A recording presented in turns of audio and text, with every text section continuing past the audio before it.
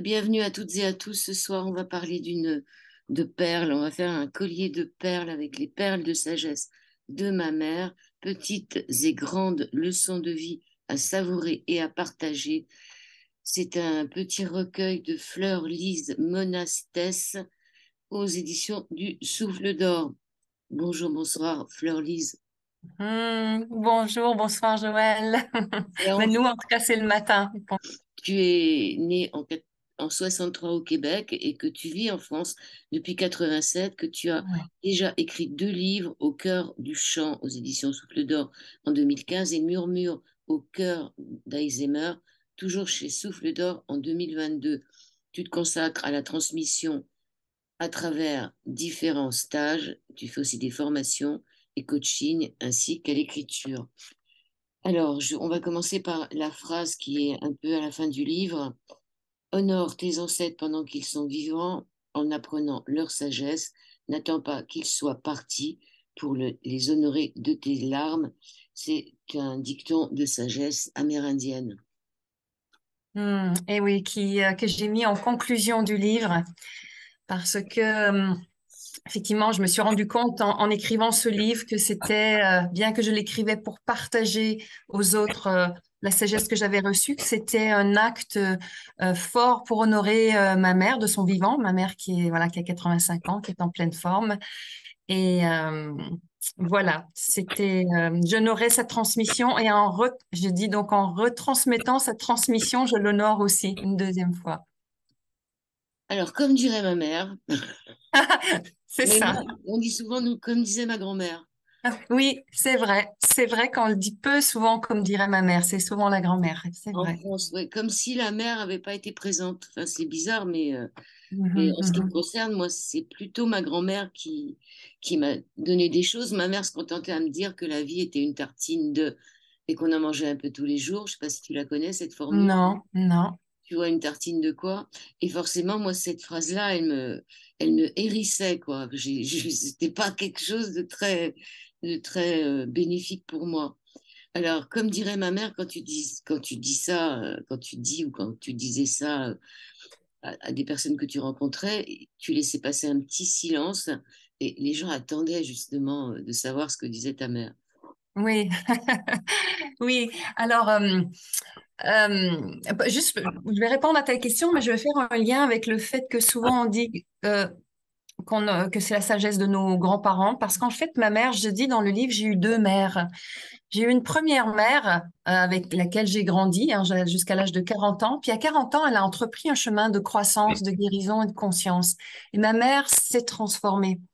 Et c'est surtout cette mère-là qui m'a donné les perles de sagesse, malgré qu'il y a deux perles qui viennent de ma tendre enfance. Mais le reste, c'est vraiment ensuite un chemin de guérison. Donc effectivement, si elle n'avait pas fait ce chemin, j'aurais pas écrit ce livre, je pense. Donc, on va parler d'elle, hein, finalement. Ouais. Ta mère, Oui, alors en fait, j'ai pas tout à fait aussi répondu à la fin de ta question quand je dis comme dirait ma mère. Euh, oui, parce que déjà, ça surprend en France quand on dit ça, parce qu'on cite souvent, on peut souvent sa mère, surtout de façon positive. Et une fois qu'ils m'ont entendu citer ma mère, ils sont très contents quand je dis plus tard dans la journée ou dans le stage, comme dirait ma mère, parce qu'ils savent qu'il va y avoir une pépite de sagesse. Donc voilà. Et puis effectivement, c'est des phrases très simples, très percutantes et concrètes. Et les gens perçoivent en une fraction de seconde qu'il y a quelque chose qui résonne de vrai. Après, on peut développer, donner des exemples, mais la phrase en elle-même, la perle en elle-même parle déjà beaucoup. bon, on va parler de ta mère. Donc, tu dis que tu as eu 2 mères, une avant 40 ans, qui s'est retrouvée orpheline de mère. Elle a perdu son père et elle apprend à 18 ans qu'elle a été adoptée et qu'elle a 3 frères. C'est sûr, 3 frères et sœurs. C'est sûr que ça ne doit pas être facile à vivre. Quelle était la relation avec sa seconde mère, avec ta grand-mère, La relation à ma mère avec sa mère adoptive ou ma relation avec. avec sa mère adoptive? Ben, disons que ça n'a pas été une relation affective. Ma mère avait plutôt peur. Elle craignait sa mère, qui avait peur de tout, en fait. Voilà. Donc, ça n'a pas été une relation simple. Et D'accord. je crois que personnellement, moi, de mon point de vue, quand ma grand-mère est décédée et mon grand-père aussi, c'est là que j'ai vu ma mère prendre ses ailes. Hmm. Alors, à 21 ans, elle se marie, elle a 4 enfants, et donc après 40 ans, qu'est-ce qui lui arrive à ta mère? Ben, en fait, elle reprend des études elle, pour devenir travailleuse sociale. Et puis, dans le cadre de cette formation, il y avait donc des stages de perfectionnement, de croissance personnelle. Donc, elle s'est ouverte, voilà, elle a rencontré un chemin de conscience sur différents stages qu'elle a fait. Et puis, elle n'a plus jamais quitté ça. Donc, elle s'est découvert une soif pour grandir, pour se transformer, voilà. Donc, à partir de ce moment-là, son chemin n'a cessé de croître. Je veux dire, même là, avec ma mère, 85 ans, on se parle régulièrement sur Skype, on parle énormément de conscience, de cheminement spirituel, elle continue son chemin. Je pense que ça va être jusqu'à son dernier souffle. Donc, c'est assez particulier. On a une magnifique relation. Voilà. Et je sais que ce livre, quand j'en parle autour de moi, bien, soit ça met la personne en face avec son manque de mère, parce que beaucoup de femmes, ou même pas que des femmes, même des hommes ont eu des relations difficiles avec leur mère. Donc, voilà, le but, pour moi, c'est éventuellement qu'ils se nourrissent de ces perles. Et comme je dis dans le livre, c'est d'essayer de voir comment chacun d'entre nous, on a reçu des perles. Si on est là, c'est qu'on est résilient. On a reçu des perles de sagesse d'une façon ou d'une autre. Donc, de les voir et de les repérer et de les mettre en valeur. Parce que je dis que, en fait, une même parole de ma mère avec 10 personnes dans la pièce, c'est pas sûr que c'est tout le monde qui va en faire une perle. Mais moi, j'en fais une perle parce que elle m'aide à transformer quelque chose de très concret et je l'arrose, cette perle, et je la développe et je la mûris. Donc là, j'ai écrit le tome 2. Et dans le tome 2, il y a une perle qui dit, toi, tu ferais des perles avec des roches. Parce que euh, pour ma mère, c'était pas une perle quand elle me l'a dit. Mais moi, ça m'a aidé à grandir et donc j'en ai fait une perle. Donc c'est pour ça que je dis, la perle est dans le regard de celui qui la voit et la fait sienne. Donc, elle devient assistante sociale à 40 ans, elle divorce. Vous aviez alors 18 ans et vous êtes parti du Québec à 23 ans. Pendant une dizaine d'années, vous n'avez pas eu trop de contact avec elle, mais c'est à la Mm. naissance de votre enfant à 33 ans que les fils se renouent. C'est souvent comme ça. Ouais, On a besoin, nous les filles, de quitter la mère pour devenir mère quelque part. exactement. C'est à partir de ce moment-là que le lien s'est renoué fort et qui s'est plus jamais distendu. Effectivement, ouais, ouais. Quand elle est devenue grand-maman et que moi j'ai eu besoin de ma mère, j'ai eu besoin de la transmission, la présence de d'autres femmes. Ouais. On a besoin de Mhm. se souvenir, on a besoin de revenir un peu aux sources. Alors votre mère, elle dit, moi, je veux mourir de la mort. Sous-entendant, je veux mourir vivante, c'est-à-dire je veux pas mourir d'une maladie et tout ça, comment on dit, de sa bonne mort, comme on dit en fait. Mhm. Et elle veut surtout mourir, voilà, vivante et consciente. En tout cas, c'est son souhait. De son travail d'assistante sociale, elle retient que quand tu veux aider un enfant, tu aides son parent. Mhm. C'est très important. C'est plutôt le parent qu'il faut aider que l'enfant. Ouais, Et vous, ouais, bon, c'est pas une. Elle a aussi ses défauts. Elle n'est pas oui, parfaite. Personne n'est parfait. Et elle exactement. dit souvent, pour que je comprenne, il faut que ce soit simple. Et elle dit aussi, je le sais parce que je le sais. Que je le sens. Ouais, je le sais parce que je le sens aussi. Oui, effectivement. Donc, du coup, comme elle a besoin que les choses soient simples pour comprendre, sa transmission, elle est extrêmement simple. Elle utilise beaucoup de métaphores. C'est d'une simplicité. Parfois, moi, je vais lui expliquer quelque chose. Je vais prendre 10 minutes pour expliquer et elle va me reformuler ça en 30 secondes. Elle va me sortir la quintessence. Et puis en plus, il va y avoir une valeur ajoutée parce qu'elle va y mettre un point de vue, un angle. Donc, elle a l'art de la synthèse, ouais, d'aller à l'essentiel. Absolument. Mais c'est pas une transmission formelle, c'est-à-dire elle va pas vous dire je te transmets une perle de sagesse à écouter maintenant. Abs- Absolument, absolument. Oui, oui. Elle avait absolument pas conscience qu'elle me transmettait ça. En fait, d'ailleurs, j'ai écrit le livre en cachette, hein. Elle n'était pas au courant. Et je lui ai envoyé une fois que la première mouture était faite. Et ça a été, même déjà quand parce que j'avais envoyé le paquet cadeau, elle avait une amie à côté d'elle, quand elle a ouvert, malgré qu'elle a vu le titre et mon nom, ça n'a pas percuté tout de suite. C'était comme impossible que il y ait des perles de sagesse qui viennent d'elle, qui soient retransmises au monde. Il a fallu que ça fasse un chemin. Alors, Voilà. Donc, c'est très simple. Ouais. ces perles, on peut les recevoir tout de suite, mais on peut aussi mettre des années à les entendre. Ouais. Et on peut les Ouais. oublier, et on peut les oublier aussi. Donc, l'important, c'est de s'en souvenir. Exactement. Par exemple, elle me disait depuis des années, sois douce avec toi-même. Mm. Et j'avais l'impression qu'elle me parlait chinois. Je comprenais pas ce qu'elle me disait. Je savais pas ce que ça voulait dire. Je savais être douce avec les autres, mais avec moi-même, voilà, c'était pas concret. Et puis voilà, ça a été répété plusieurs fois. J'ai fait des petits bouts de chemin par rapport à ça. Bonjour les petits chouchous. Et voilà, un jour ça percutait. Voilà, il y a eu une situation. Ma mère me l'a redit, une amie me l'a redit, et là j'ai compris. J'ai compris d'avoir cette compassion pour moi-même et tout ça. Donc cette perle-là, ça m'a pris des années à l'intégrer. Et il faut que je me la rappelle régulièrement. Oh, vous n'êtes pas la Yes. seule. Vous n'êtes pas la seule. Enfin, tu n'es pas la seule. Alors, elle vous disait tout le temps, et ça, c'est quelque chose que moi, je disais à ma fille, tu es capable. Wow, c'est super, tu as dit ça à ta fille. Magnifique. Ouais, je lui dis parce que pour moi, ouais, tu es capable.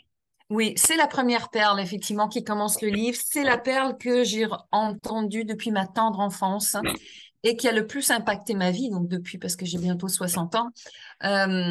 Ouais, parce qu'en fait, sa mère lui disait toujours qu'elle n'était pas capable, que c'était dangereux, qu'elle serait pas capable, elle n'avait pas le droit de faire du vélo, elle n'avait pas le droit d'aller à la natation. En tout cas, ma mère a été privée de beaucoup de choses.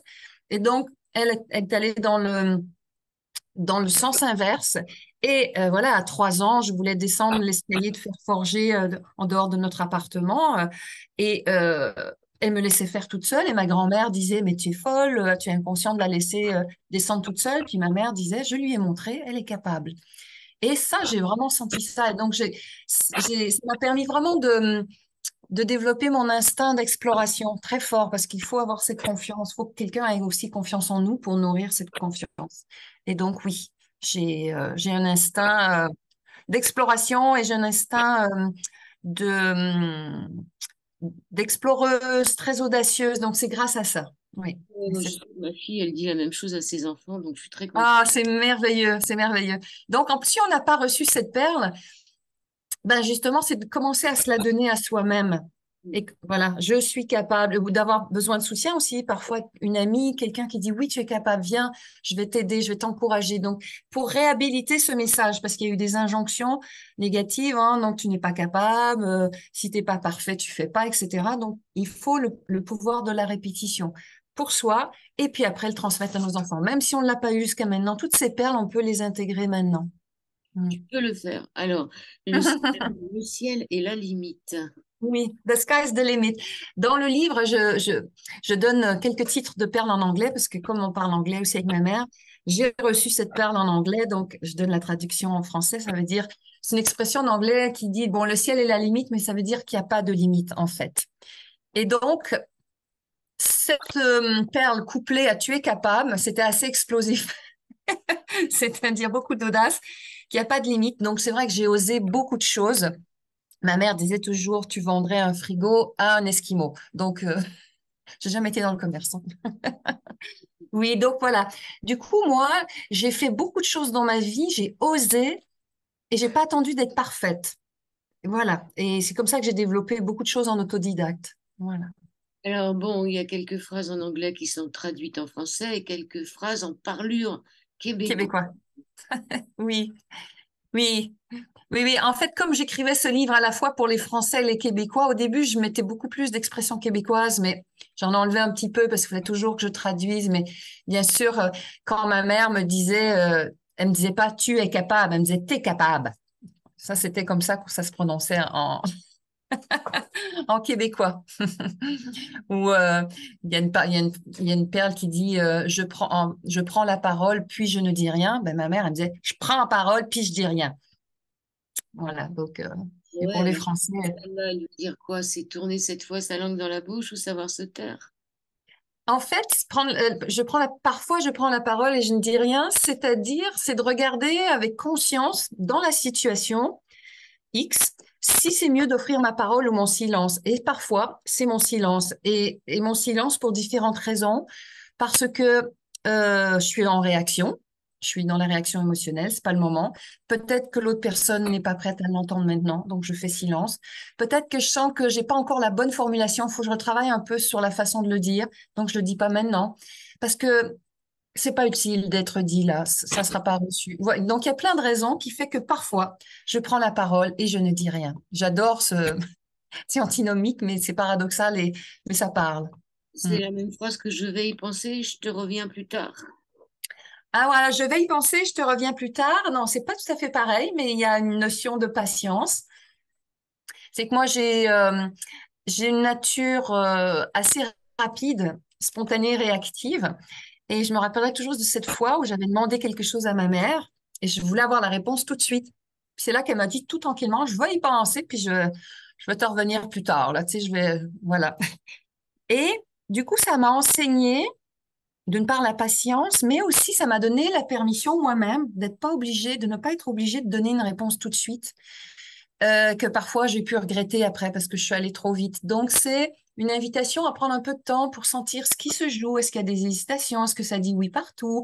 Est-ce que j'ai besoin de plus d'informations pour prendre ma décision? Quelque chose de plus calme, plus apaisé, voilà, et souvent plus ajusté. Une fois au fond, remonte le trésor. Une fois au fond, on remonte avec le trésor. Oui, je me rappellerai toujours de ce moment-là quand elle m'a sorti ça. Je vivais, je sais plus quoi, quelque chose de très difficile émotionnellement. Puis là, je disais, je suis au fond du gouffre, là, tu sais, je suis au fond, là, puis je sais pas comment remonter. Tu sais, puis c'est là qu'elle m'a sorti ça. Elle dit, si t'es pas capable de remonter, c'est que déjà que t'as pas touché le fond encore.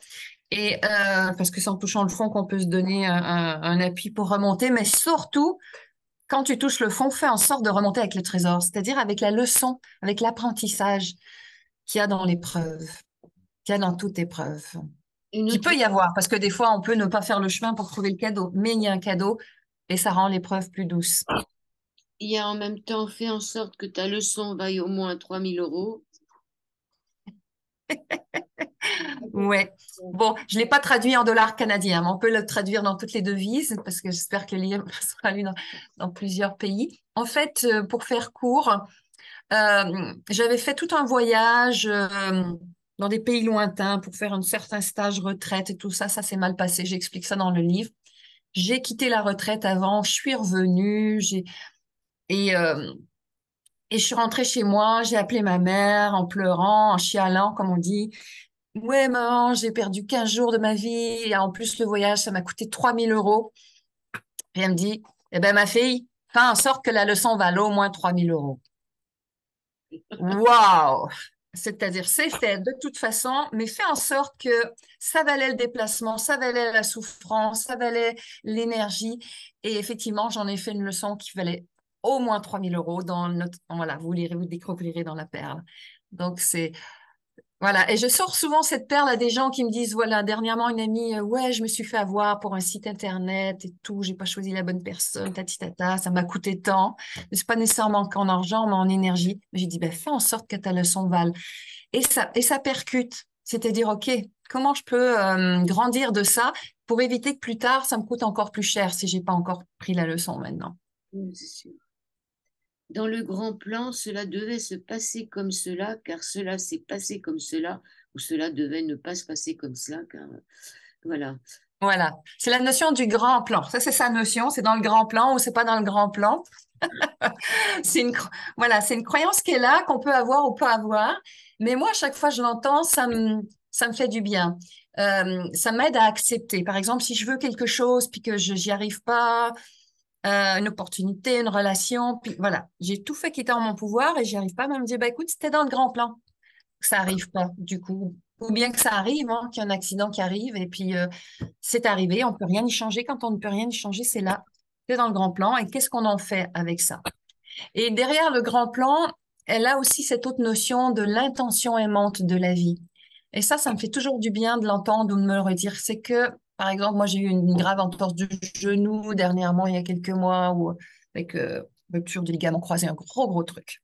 Et puis voilà, à un moment donné, c'est ça, j'ai dit, dans l'intention aimante de la vie, il y avait quelque chose, il y a un cadeau pour moi à la clé. Peut-être qu'on le voit pas tout de suite, hein, comme disait ma mère, dit des fois quand je suis dans le creux, là, puis je chiale, tu me parles pas de l'intention aimante de la vie tout de suite. Mais avec un peu de recul, dire oui, j'ai tellement appris grâce à cet accident du genou que c'est à refaire.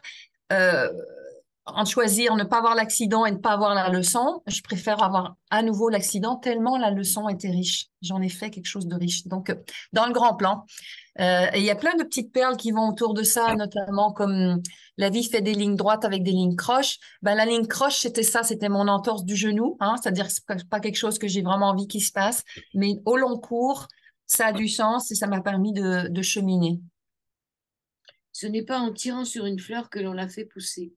Moi, j'avais tendance à vouloir tirer sur les fleurs, les faire pousser, parce que j'avais l'impression de savoir ce qui était mieux pour l'autre. J'arrivais avec tous mes bons conseils, avec plein de bonnes intentions et tout ça.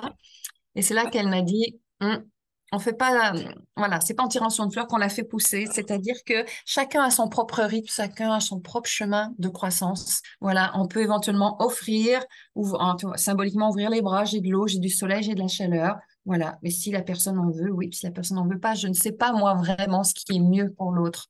Donc c'est une invitation à la patience et au respect de l'autre, du rythme et de son choix, de son chemin. Il n'y a rien qui ressemble plus à une maison en construction qu'une maison en reconstruction ou en déconstruction. Ouais, c'est ça. Voilà, des fois quand on est au fond du gouffre, voilà, quand il y a un effondrement, hein, euh, eh ben, l'effondrement vu de l'extérieur, c'est comme si une maison vient de s'effondrer. Ben, ça peut être un effondrement parce qu'on l'a fait s'effondrer pour la reconstruire. Donc, dans la reconstruction, il y a du bois partout, des clous, c'est sale, il y a des restes de peinture. Donc, on ne sait pas trop si c'est une maison qui est en déperdition. Mais en fait, tout ça, c'est pour dire que quand on est en reconstruction, il y a une phase où c'est pas nécessairement beau à voir, mais c'est une étape nécessaire. Hein, la maison est en construction, des fois, il y a le bordel partout.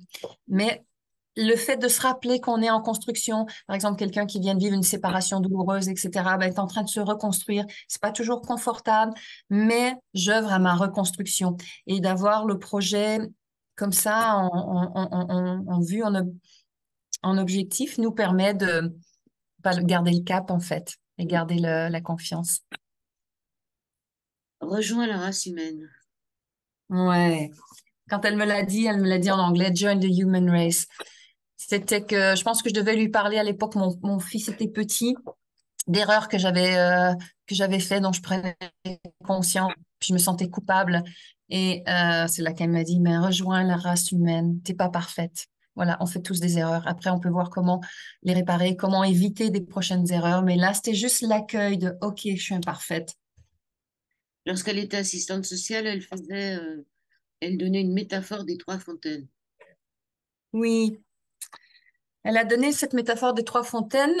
Je crois que c'était à une femme qui vivait donc avec son compagnon et ses enfants qui étaient épuisés, qui n'arrivaient plus à, à s'occuper des enfants, le mari. En tout cas, elle était débordée, submergée. Et ma mère a créé cette métaphore où elle avait dessiné une fontaine à trois étages et donc l'eau de la source monte à travers le canal central et va se déverser dans un premier temps sur la première fontaine qui va se remplir, qui va ensuite se déverser sur la deuxième qui va se remplir et la troisième.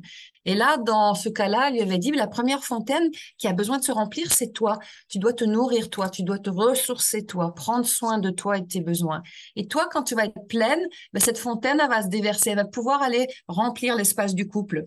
Et voilà, quand le couple va être plein, voilà, il peut après déborder au niveau des enfants et de la famille. Voilà, donc c'était un exemple qu'elle a donné, mais on peut mettre différents thèmes.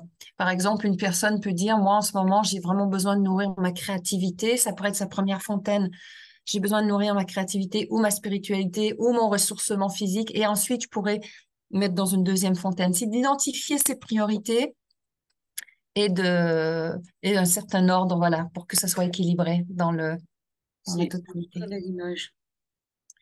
Il faut être un Pour en être un, il faut en être un pour en être un. Oui, il faut être semblable pour reconnaître semblable. L'expression m'a été donnée en anglais, It takes one to spot one.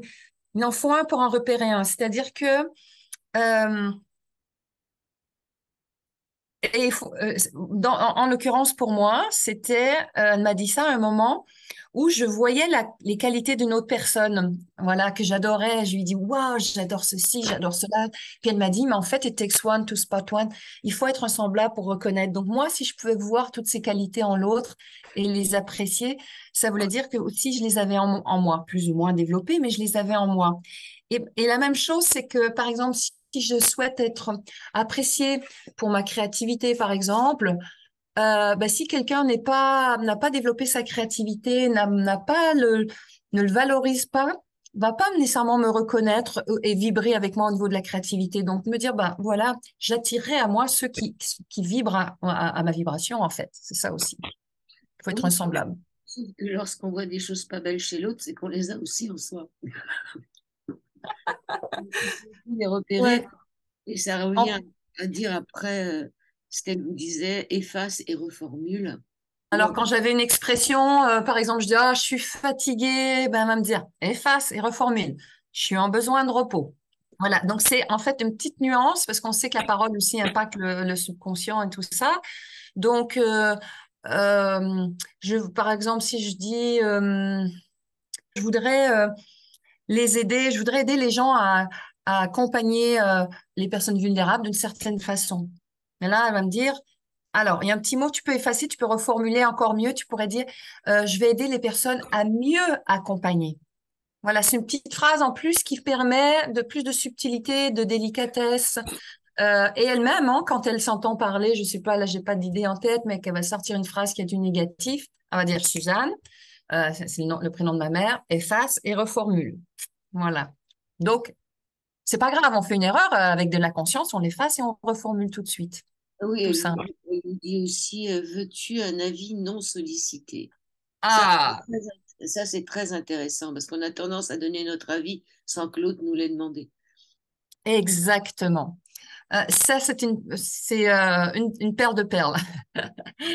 Euh, C'est-à-dire que quand ma mère me demande ça, on se le demande en anglais, nous, hein, do you want an unsolicited advice? Est-ce que tu veux un avis que tu n'as pas sollicité? C'est un code.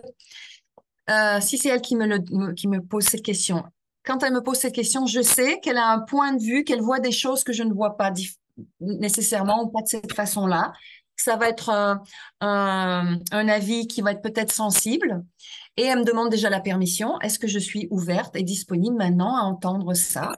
Je suis libre. Si je dis non, elle me donne pas son avis. Moi, j'ai toujours dit oui parce que je sais que ça vaut de l'or, même si des fois c'est un peu dur à avaler. Et, et donc, du coup, il y a un consentement, il y a un accord.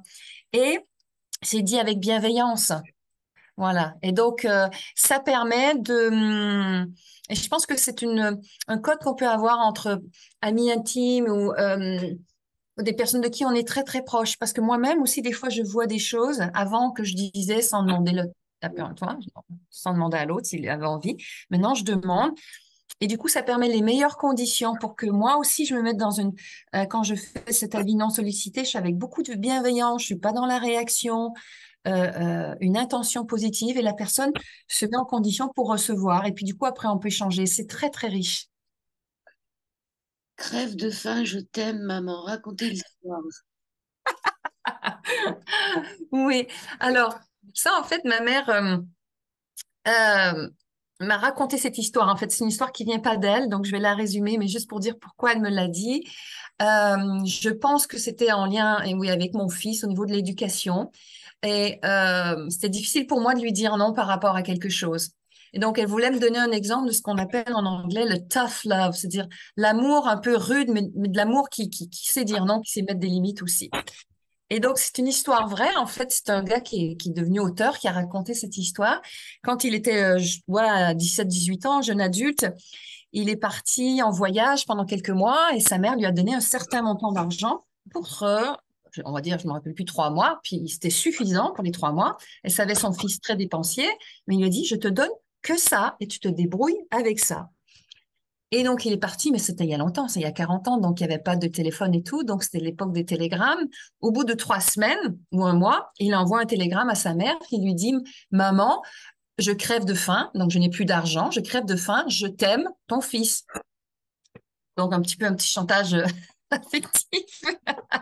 Et elle racontera plus tard que c'était la décision la plus difficile qu'elle a dû faire par rapport à son fils, mais qu'elle savait que c'était fondamental dans sa construction. Elle lui a répondu, ben, crève de faim, je t'aime, maman. Et lui dit que ça a été la leçon éducative la plus impactante dans sa vie. Mm. Alors, Donc, par amour, je te dis non, en fait. ouais, c'est ça, c'est pas facile. Le plus important, ce n'est pas tant les erreurs que nous avons faites, mais comment nous les avons réparées. Ouais, voilà. Parce qu'au moment où on fait les erreurs, on n'est pas conscient, évidemment, sinon on le ferait, ou on n'a pas les ressources. Et donc, plus on chemine en conscience, plus on va aussi voir les erreurs qu'on a faites. Et donc, au lieu de rentrer dans la culpabilité, c'est comment je peux, voilà, réparer. Alors, ça peut être une erreur qui est très récente, ça peut être réparé tout de suite. Des fois, on prend conscience d'erreurs qu'on a fait il y a longtemps. Et puis, ben voilà, comment on peut réparer dans le présent? Si, par exemple, une mère n'a pas été suffisamment câline, donner assez de contact physique à son fils, ben voilà comment elle peut proposer à son fils adulte peut-être un hug, ou une mère qui a été surprotectrice, ben comment maintenant je peux vraiment laisser l'autonomie. Donc c'est voilà comment réparer dans le moment, réparer ce que l'on peut réparer, que ce soit avec des amitiés ou l'éducation. Puis concernant l'éducation, comme dit ma mère, quand ton fils, tes enfants sont adultes autonomes, c'est à eux de se réparer aussi. On a tous fait nos erreurs et ils auront leur chemin de guérison aussi à faire. Et donc de vivre le plus possible dans le présent, dans la joie. Et je Et dans pense le qu'il fait de nourrir le lien malgré les différends. ouais, nourrir, voilà. Cette perle, c'est une perle que ma mère ne m'a pas transmise par les mots, mais par ses actes. Il y a eu une époque dans ma vie, voilà, il y a longtemps, j'ai vécu en communauté avec un gourou. Elle était au Québec, moi j'étais en France. Elle a eu très peur pour moi. Elle a eu peur de me perdre. Et voilà, sous les conseils de quelques personnes, ses meilleures amies, son compagnon, elle n'a jamais remis le gourou que je suivais à l'époque en question. Quand je l'appelais ou je suis venue au Canada, et vraiment, elle nourrissait le lien, parce qu'à ce moment-là, si elle avait remis en question le gourou, j'aurais rompu le lien. Voilà. Et donc, elle a eu cette intelligence je suis pas sûre que j'aurais eu la même intelligence là, si se passait ça avec mon fils. Euh, mais elle l'a eu. Et du coup, elle a nourri le lien. Et plus tard, j'ai fait mon chemin pour quitter cette communauté, de voir, voilà, plein de choses. Mais des fois, donc, même si notre ami ou quelqu'un est dans un choix de vie complètement différent de nous, puis qu'on n'y peut rien, ben, qu'est-ce qu'on peut faire pour nourrir là où c'est possible de se rejoindre? Oui, elle est même allée jusqu'à venir vous voir dans cette secte, hein, c'est-à-dire de partager un moment avec vous. Oui, sans rien remettre en question. Alors, c'était pas simple, ça a été, c'est une des plus grandes épreuves de la vie de ma mère, ça, quand on reparle de ça, parce que elle voyait tellement de choses et elle a rien dit. Je sais pas comment elle a fait. Et ça a Chaque- duré combien de temps? J'ai Combien de temps vécu 11 ans, 11 ans en communauté. est-ce qui fait que vous avez lâché? Ce qui fait que j'ai lâché, notamment, c'est la naissance de mon fils, parce que mon fils est né pendant que j'étais en communauté. Et en fait, quand j'ai vu arriver ce petit être sur mon ventre et il a levé la tête, il m'a regardé. Je me suis dit, ah, ça, c'est la véritable initiation. C'est pas toutes les paroles que j'entends, c'est pas toutes les incohérences. J'avais commencé à voir les incohérences et tout ça. Et c'est ça. Et puis après, je suis partie avec mon fils. J'étais encore en communauté. Je suis allée chez ma mère. Et à un moment donné, voilà, il y a eu des éléments qui ont fait que j'ai pris conscience. Je me suis dit, le gourou a beau être le bon Dieu incarné, ce qui était absolument pas le cas. Moi, je m'éteins et moi, je ne m'épanouis plus et c'est trop incohérent et donc je quitte. Donc, il y a eu un chemin de maturation et j'ai quitté. Le jour où j'ai décidé, j'ai quitté. Ça s'est fait comme un fruit qui se détache. Ma mère dit toujours savoure. Ah, savoure, ouais. D'ailleurs, c'est pour ça que c'est dans le sous-titre, des petites et grandes leçons à savourer et à partager. Oui, parce que ça, elle me l'a dit souvent, souvent, souvent avant que je l'intègre. Parce que je lui racontais que je venais de finir tel projet et puis j'étais déjà partie sur le projet, sur le prochain. Puis elle me dit, mais prends le temps de savourer, savoure. Donc, c'est une invitation à revenir dans l'instant présent, faire des micro-pauses Waouh, ok, je savoure juste ce moment. Bon, voilà, on prend le thé dehors, il y a une brise d'air, savoure. Et donc, pour moi, cette invitation, j'ai eu besoin de l'entendre souvent et maintenant, je me la dis à moi-même et je la dis aux autres pour pour ces micro-pauses de savourement. Je sais pas si c'est un mot, mais moi, j'aime bien le Oui, savourement. savourage. Il en reste trois, enfin, il y en a plus que ça dans le livre. Merci mon Dieu pour tout ceci, ou mieux encore. Ça, c'est la gourmandise de ma mère. C'est dans les perles humoristiques et légères. Euh, voilà, je sais pas, elle reçoit un cadeau, une visite, une bonne nouvelle, elle va dire merci mon Dieu pour tout ceci. Déjà, cette première partie, c'est la gratitude. Bon, le mon Dieu, c'est pas dans le sens euh, catholique et tout ça, parce qu'on dit beaucoup ça au Québec, merci mon Dieu. Et donc, merci mon Dieu pour tout ceci. Et ce petit rajout est mieux encore. C'est-à-dire, je suis prête à avoir mieux encore s'il y a. Je suis ouverte, je prends, je suis preneuse. J'adore ça. Alors, c'est bienvenue dans le club des crackpots. Ça, c'est quand vous vous donnez des perles, non? Quand est-ce que vous dites ça? Bienvenue dans le club des crackpots. Bienvenue dans le club des crackpots. C'est une expression que ma mère a trouvée à un moment donné. Elle était avec des amis dans son chemin de conscience. Puis, bien évidemment, quand on est sur un chemin de conscience, de spiritualité, il se passe des choses, on vit des choses que monsieur et madame tout le monde peut-être dirait, mais vous êtes complètement barge ou fou, etc. Donc, elle a dit ça. Ce qu'on vit là, c'est pour le club des crackpots. Crackpot, un peu des fêlés, quoi. C'est une expression qui vient de l'anglais. Mais des fêlés d'une certaine façon, c'est-à-dire à la fois des personnes sur un chemin de conscience et avec de l'humour et de la légèreté. C'est l'alliance des deux, en fait. Donc, c'est des gens très... Ma mère, c'est un club officieux, hein, bien évidemment, c'est plus une métaphore et j'adore ça. Et bah, je pense que tous tes auditeurs doivent faire partie du club des crackpots parce que voilà, on est sur un chemin et, et en même temps, c'est la légèreté, il n'y a pas la gravité. Voilà, donc c'est aussi une invitation au discernement, dans le sens que des fois, ce qu'on peut vivre, ben ça, je dis à la personne avec qui je le vis, ça, c'est pour le club des crackpots. Je vais pas le dire à monsieur et madame tout le monde, parce que j'ai pas envie de passer pour un fou, pour une folle. Voilà, c'est aussi prendre soin de l'autre, là où il est, avec ses valeurs, et des choses qu'on garde entre nous. La dernière, place ton intention, envoie cela dans l'univers et ensuite lâche prise. Ouais, ouais, absolument. Ouais, ma mère a fait des demandes à l'univers, elle fait des demandes à son subconscient aussi, mais je crois, je sais plus si c'est la dernière perle du livre, c'est une prière qu'elle m'a transmise, qui est pas d'elle. C'est donc de formuler très clairement ma demande. Il y a une formule particulière qui est dans le livre, vous verrez. Et puis après, effectivement, c'est lâcher. Elle dit, tu laisses l'univers ou le grand plan s'organiser avec ça. Tu lâches un moment, en tout cas. Et, et ben, le lâcher prise, c'est aussi une autre clé qui est développée aussi dans le livre, mais c'est un laisser aller et un laisser venir. Oui, c'est lâcher prise et laisser venir. Ouais, ouais, le lâcher prise est un laisser aller et un laisser venir. Ouais, absolument. Voilà, donc premier tome, il y en aura un deuxième qui va suivre. En dehors de ça, qu'est-ce que vous faites? Je crois que vous avez des stages ou des formations qui arrivent. Alors voilà, moi j'ai plusieurs cordes à mon arc, effectivement. Une partie de mon travail, donc par rapport à ce livre que j'ai écrit au cœur du chant, je donne des stages de chant existentiel. Donc là, effectivement, j'ai un stage de chant en mars. On peut aller voir sur mon site là, au cœur du chant.com. J'ai aussi été amenée à travailler avec les personnes Alzheimer il y a quelques années, les personnes en fin de vie. J'ai développé toute une approche en tant qu'autodidacte. Donc là, tu es capable et the sky is the limit, c'en est une expression. Et j'ai écrit un livre qui s'appelle Murmurer au cœur Alzheimer. Donc, je transmets, je donne des formations. J'ai une formation en Suisse mi-avril, une formation sur Cluny cet automne. Euh, j'ai aussi créé différents stages, un stage qui s'appelle Apprivoiser la mort et oser l'audace de vivre. Bon, je l'ai donné dernièrement plusieurs fois. Pour l'instant, il n'est pas encore reprogrammé, mais pour montrer un peu ce que je fais. Et j'ai créé un tout nouveau stage que je vais donner pour la première fois. Et là, il reste des places. Ça s'appelle Oasis Douceur, rituel de tendresse en humanité. Un stage de 3 jours dans la Drôme où justement, ben, c'est aussi une suite de Sois douce avec toi-même et toute la douceur que j'ai développée auprès des personnes Alzheimer.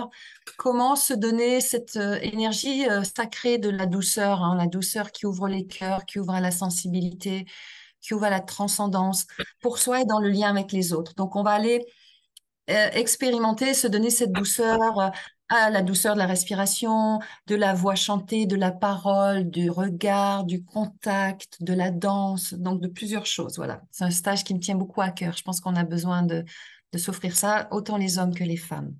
Oui, ça donne envie. Merci. C'est fait sur le week-end du 1er mai. Donc, ça commence le vendredi soir et ça se termine le lundi soir. Qu'est-ce que tu pourrais dire pour terminer cet entretien? Merci à ta maman déjà. Ouais, absolument. Peut-être dire aussi que j'ai fait un documentaire qui est sur YouTube qui s'appelle Alzheimer, la voix du cœur, un documentaire de 55 minutes où on me voit intervenir avec les personnes, voilà, avec tout le pouvoir de la tendresse, du chant, de la musique. Voilà, donc c'est sur YouTube. Et pourquoi tu t'es intéressée à l'Alzheimer? Moi, mon père a eu un Alzheimer, donc j'ai été très, très proche de ça. J'ai vraiment vécu ça. Pourquoi tu Hmm. t'es Oui, comment j'en suis venue là? Ben, j'en suis venue là malgré moi, en fait. C'est la vie qui m'a amenée là. Elle m'a fait des signes, je n'avais jamais imaginé ça. J'avais jamais rencontré de personne Alzheimer, j'étais jamais rentrée dans un EHPAD. Il y a toute une histoire que je décris dans mon livre Murmuré. Et en fait, juste pour faire court, j'avais animé un atelier qui s'appelait Vivre son chant comme une caresse affective dans un lieu, un congrès. Une personne est venue me voir après, qui travaillait avec les personnes Alzheimer en Suisse, m'a dit, ton approche est tellement belle, il faut que tu viennes former le personnel soignant au chant caresse. Et en fait, c'est parti de là. Et ensuite, j'ai trouvé un EHPAD en France qui m'a laissé carte blanche. Au début, je pensais vraiment que c'était juste le chant. Et j'ai eu une rencontre bouleversante. Ça a ouvert mon cœur. C'est vraiment un cadeau énorme dans ma vie, la rencontre avec les personnes Alzheimer. Et j'ai développé une approche. Je me suis auto-modélisée pour voir comment je faisais avec eux, qui faisait que ben, les gens disaient qu'il y avait des miracles, ça s'ouvrait, etc. Donc, et je l'ai modélisé et voilà. Et ça, c'est des cadeaux de l'univers qui sont pas prévus, quoi, dans mon destin. Oui, parce que finalement, Vraiment. ils ressentent tout ce qu'on pense. Ils sont beaucoup plus dans le ressenti que dans. Donc, ils entendent ce qu'on pense et ils sentent comme on est. Donc, Exactement. Et ils nous permettent d'aller à un autre endroit, de quitter ce rationnel qui est utile en ce moment-là. C'est un bon serveur, mais pas un bon maître. Et d'aller dans un autre mode de relationnel, beaucoup plus dans la tendresse, dans la douceur, dans le non-verbal, dans l'émerveillement, dans la beauté. C'est une façon de voir aussi l'autre au-delà de la maladie. C'est de nous amener à un endroit de l'essence, justement. Euh, Après, quand c'est notre proche, il y a tout un deuil effectivement à faire, mais les personnes qui font cette bascule d'aller rencontrer leurs proches à partir d'un autre endroit de eux-mêmes vers l'autre. Moi, j'ai des témoignages dans mon livre que c'est des bénédictions, c'est des moments de grâce, des gens qui me disent, je n'ai jamais pu avoir ce contact de tendresse avec mon proche que parce qu'il a eu la maladie d'Alzheimer et que j'ai fait aussi un chemin. Il y a des personnes qui se ferment devant aussi. Il y a le documentaire, il y a mon livre Murmurer au cœur Alzheimer. J'ai vraiment tout donné là-dedans. Ouais.